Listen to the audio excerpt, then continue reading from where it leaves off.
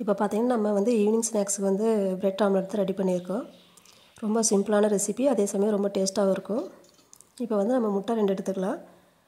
அதுக்கு வந்து கொஞ்சம் பெரிய வெங்காயம், பச்சை மிளகாய், மல்லி இலை இதெல்லாம் கட் பண்ணி வச்சுக்கலாம். சும்மா ஒரு 2 ஸ்பூன் வந்து பெரிய வெங்காயம், சும்மா ஒரு அரை மிளகாய் கம்மியாக நம்ம வந்து மிளகாய், பச்சை மிளகாய் சேர்த்துக்கலாம். மல்லி இலை ஒரு பிஞ்ச் கொஞ்சம் சேர்த்துக்கலாம். எல்லாத்தையும் பொடிசா நறுக்கி நம்ம சேர்த்துக்கலாம். இப்போ இதுக்கு வந்து ஒரு 1/4 டீஸ்பூன் வந்து நம்ம வந்து உப்பு சேர்த்துக்கலாம். கரம் மசாலா வந்து சும்மா ஒரு பிஞ்ச் நம்ம சேர்த்துக்கலாம், சும்மா அந்த ஃப்ளேவருக்கு.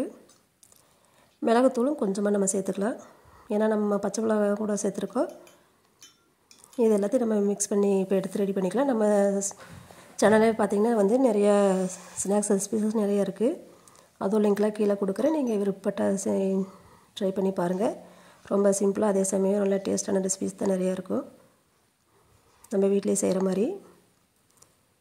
இப்போ வந்து நம்ம வந்து கலக்கி வச்சுருக்கிற முட்டை இதை வந்து நம்ம வந்து தோசைக்கல்லில் நல்லா ஊற்றி அப்படியே ஸ்ப்ரெட் பண்ணி விட்டுட்டு, அடுத்தது ப்ரெட்டை வந்து நம்ம அதை மேலே வைக்கலாம். ப்ரெட் வந்து கொஞ்சம் கேப் விட்டு வச்சுருங்க. நான் வந்து கொஞ்சம் கிட்ட வச்சுட்டேன், ஏன்னா திருப்பி மடிக்கிறப்ப கொஞ்சம் சிரமமாக இருக்கும். இப்போ வந்து நம்ம ஒரு சைடு நல்லா வெந்துருச்சு, நீ அடுத்த சைடு திருப்பி போடலாம். நம்ம சேனல் நீங்கள் இன்னும் சப்ஸ்கிரைப் பண்ணாமல் இருந்தால் பண்ணிக்கோங்க. நாங்கள் போடுற வீடியோக்கள் உடனே வரும். அதே சமயம் நாங்கள் வந்து கொஞ்சம் மேலும் வீடியோ போடுறதுக்கு நீங்கள் சப்ஸ்கிரைப் பண்ணிங்கன்னா எங்களுக்கு கொஞ்சம் நல்லா யூஸ்ஃபுல்லாக இருக்கும். இப்போ வந்து நான் இந்த மாதிரி மடித்து விட்டு நம்ம வந்து எடுத்தோம்னா சூப்பராக ரெடி ஆயிரும்.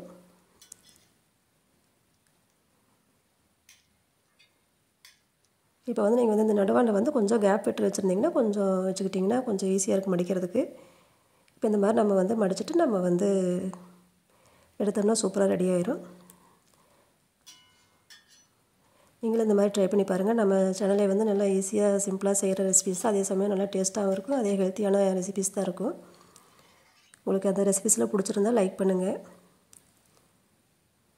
நம்ம சேனல் சப்ஸ்கிரைப் பண்ணிக்கோங்க. இப்போ நம்ம வந்து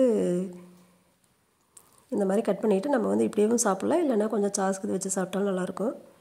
நீங்களும் அதை ட்ரை பண்ணி பாருங்கள். ரொம்ப சிம்பிளான டிஷ் தான், அதே சமயம் நல்லா சூப்பரானது.